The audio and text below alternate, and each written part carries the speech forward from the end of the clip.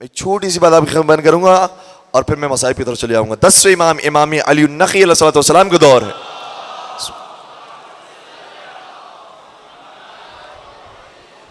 دیکھیں ہر ایک تک سارا پیغام نہیں پہنچا ہوتا. جس تک پیغام حق پہنچا ہے اور پھر انکار کرنے والا ہو اس کا انجام اور ہے. لیکن جس تک صحیح پیغام نہیں پہنچا، مستضعف ہے، اس تک صحیح طریقے سے امامت نہیں پہنچی، نبوت نہیں پہنچی، ولایت نہیں پہنچی ہے، تو اس کو قیامت کے میدان میں چھوٹ دے دی جائے گی.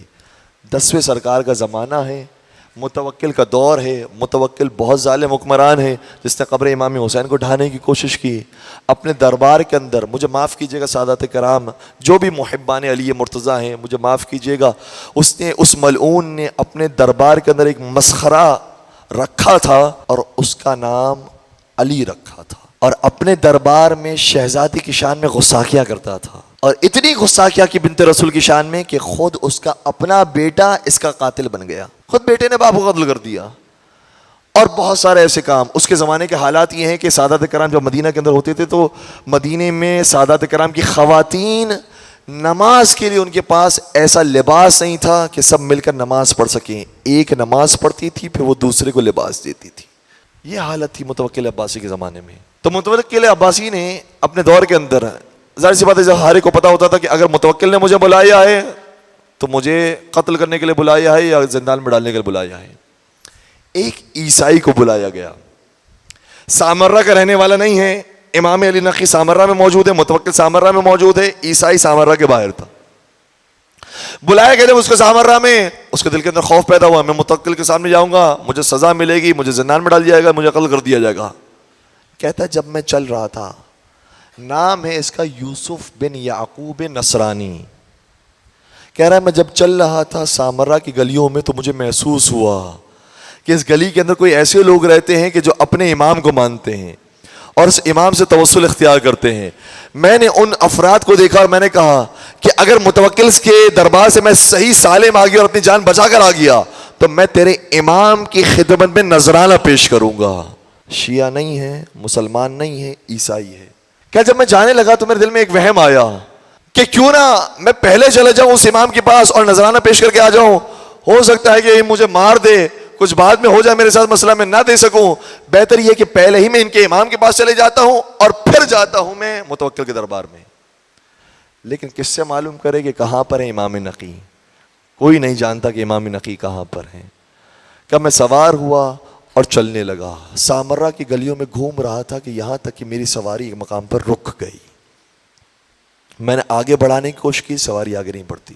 ابھی میں رکا ہوا تھا کہ ایک دروازہ کھلا، مجھے میرے نام سے پکارا، کہا یوسف بن یعقوب تو ہے، تجھے میرے امام نے بلایا ہے.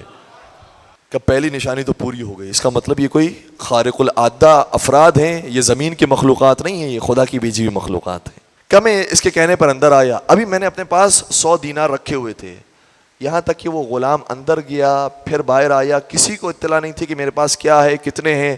وہ اندر گیا باہر آیا، کہا جو 100 دینار تو امام کو دینا چاہتا ہے لا کر دے دے. کہ دوسری نشانی پوری ہو گئی. اس کا مطلب یہ جانتے ہیں کہ میرے پاس کتنا نذرانہ موجود ہے. میں نے وہ 100 دینار بھی دے دیے. جب دے دیے میں باہر انتظار کر رہا تھا. امام نے کہا اب اس کو اندر بلا، میں شرف زیارت بھی بخشوں. امام کی خدمت میں حاضر ہوا اور اب سننے والا جملہ ہے کہ امام نے کیا ارشاد فرمایا. امام نے اسے ارشاد فرمایا اے یوسف بن یعقوب نصرانی، جس حاجت کی خاطر تو نے ہمیں نذرانہ عقیدت دیا ہے، یاد رکھ اس نذرانے کے صدقے میں خدا نے تیری جان کو محفوظ کر لیا. اب تیری جان محفوظ ہو گئی ہے. اور یہ یاد رکھ، جو لوگ یہ سمجھتے ہیں کہ ہماری محبت صرف مسلمانوں کو فائدہ دیتی ہے، خدا کی قسم اگر کوئی ہماری محبت رکھنے والا ہو، چاہے کسی مسلک سے کسی دین سے تعلق رکھنے والا ہو، ہر ایک کو ہماری محبت فائدہ ہی پہنچائے گی. اس لیے ہم کسی کے بارے میں کچھ کہہ نہیں سکتے کہ کون اس مقام پر ہوگا تو کس مقام پر جائے گا اور جنت میں جائے گا جہنم میں جائے گا.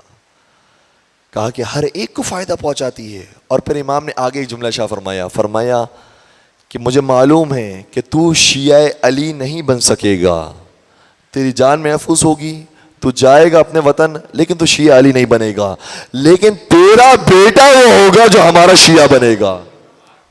میں ایک میسج دینا چاہ رہا ہوں. آج جو ہم سبیلے لگاتے ہیں، آج ہم نیاز بانٹتے ہیں، آج جو ہم ذکر اہل بیت بانٹتے ہیں، ضروری نہیں ہے کہ ہمارے نیاز و سبیلوں سے سب شیعہ ہو جائیں، لیکن اس کا بہت امکان موجود ہے اگر وہ شیعہ نہ ہو سکے ان کی نسل میں ضرور کوئی شیعہ پیدا ہوگا. یا علی. اس لیے امام نے بھی ایک طریقہ اختیار کیا کہ محبت دل میں پیدا کر دی، بیٹا شیعہ ہو جائے گا. کہتا راوی کہتا ہے میں نے دیکھا یہ شخص گیا متوکل کے دربار میں اور صحیح سلامت آیا، ہنستا مسکراتا آیا اور تحفے تحائف لے کر وہاں سے نکلا اور یہ اپنے وطن گیا. وطن جانے کے بعد اس کا انتقال ہو گیا، مر گیا. راوی کہتا ہے میں نے اس کے بیٹے کو تلاش کیا، تو جب بیٹے کو تلاش کیا تو پتہ چلا وہ شیعہ علی بن چکا تھا. بس عزیزو، اسی لگن کے ساتھ اگر ہم اپنے کام کو جاری رکھیں گے تو انشاءاللہ آہستہ سے لوگ مکتب اہل بیت سے قریب ہو جائیں گے.